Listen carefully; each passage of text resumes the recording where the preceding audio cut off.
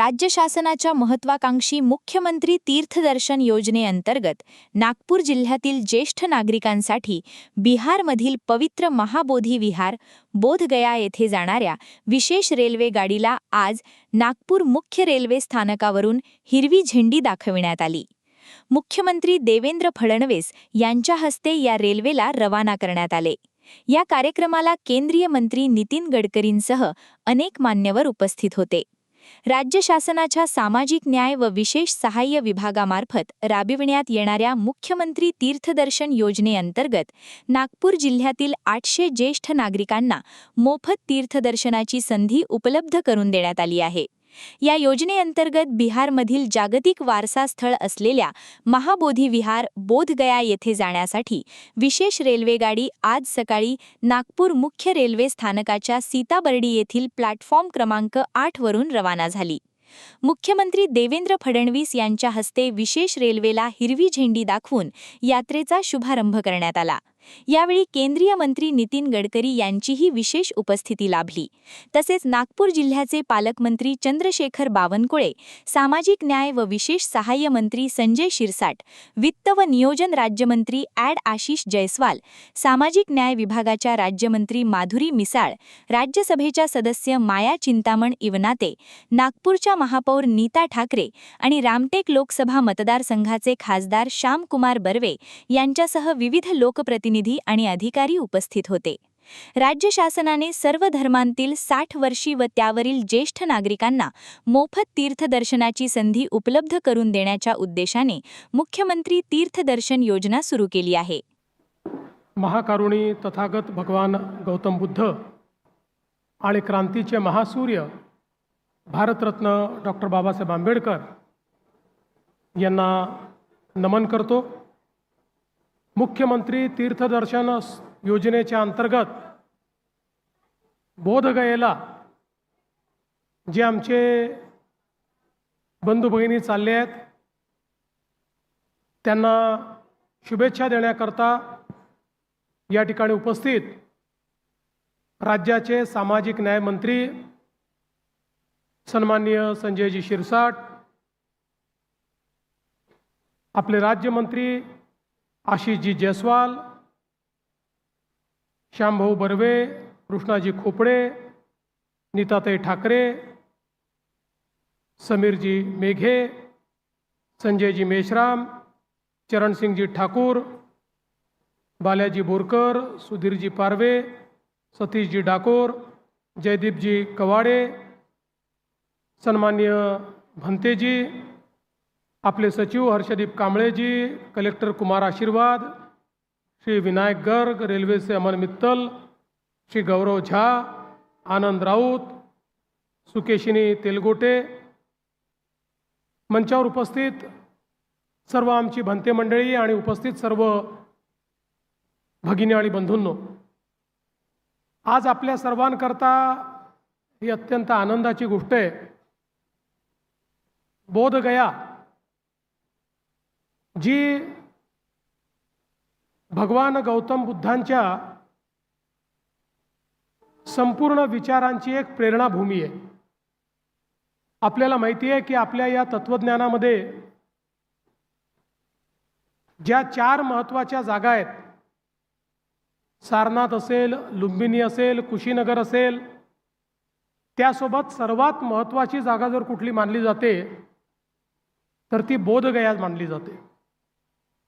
आणि प्रत्येकाची इच्छा असते की एकदा तरी बोधगयेला जाऊन त्या ठिकाणी दर्शन घेतलं पाहिजे। मी 2020 साली बिहारचा निवडणूक प्रभारी होतो आणि त्यानिमित्ताने बिहारमध्ये जायचा मला त्यावेळेस संधी मिळाली, तर मी स्वतः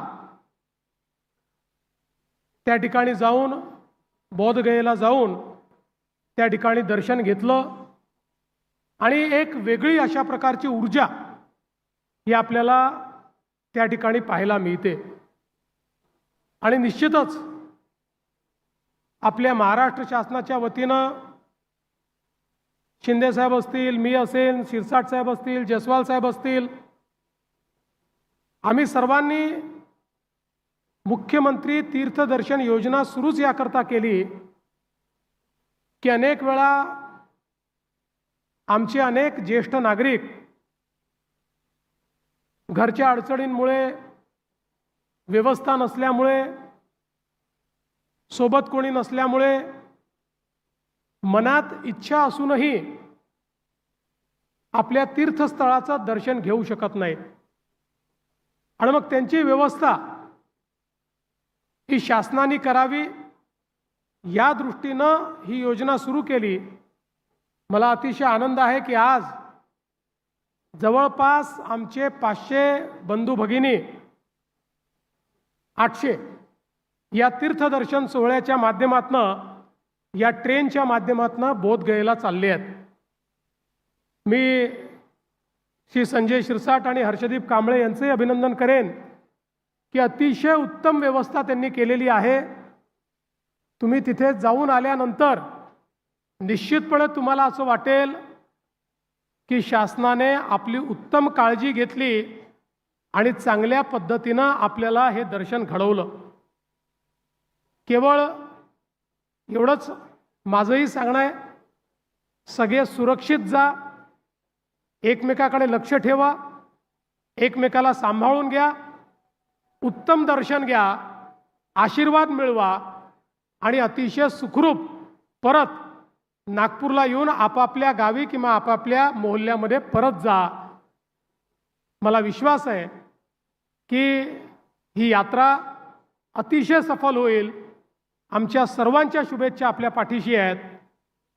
खरं म्हणजे 12:30 वाजता ही ट्रेन सोडायची होती, आता 12:40 झाले आहेत, त्यामुळे 10 मिनटं उशीर आपणच केला आहे।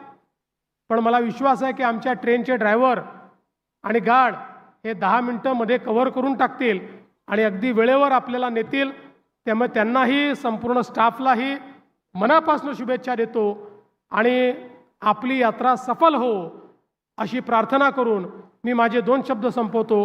धन्यवाद। जय हिंद, जय भीम, जय भारत, जय महाराष्ट्र।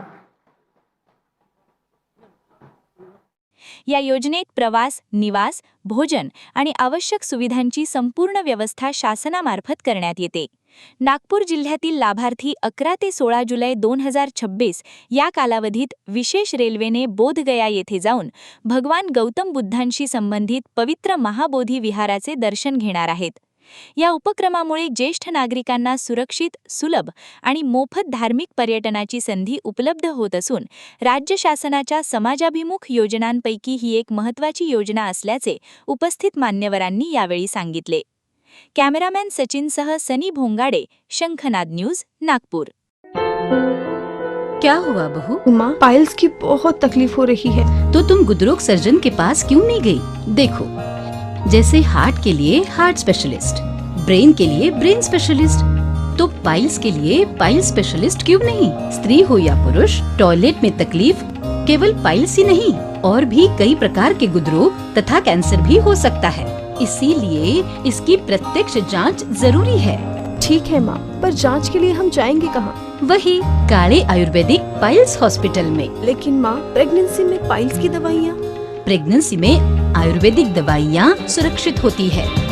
जनहित में जारी। काले आयुर्वेदिक पाइल्स हॉस्पिटल, औषधि चिकित्सा तथा सर्जरी ट्रीटमेंट उपलब्ध। हमारा पता उमरेड रोड, दिघौरी बस स्टॉप के पास, नागपुर। अधिक जानकारी के लिए वेबसाइट पर जाएं kalepileshhospital.com।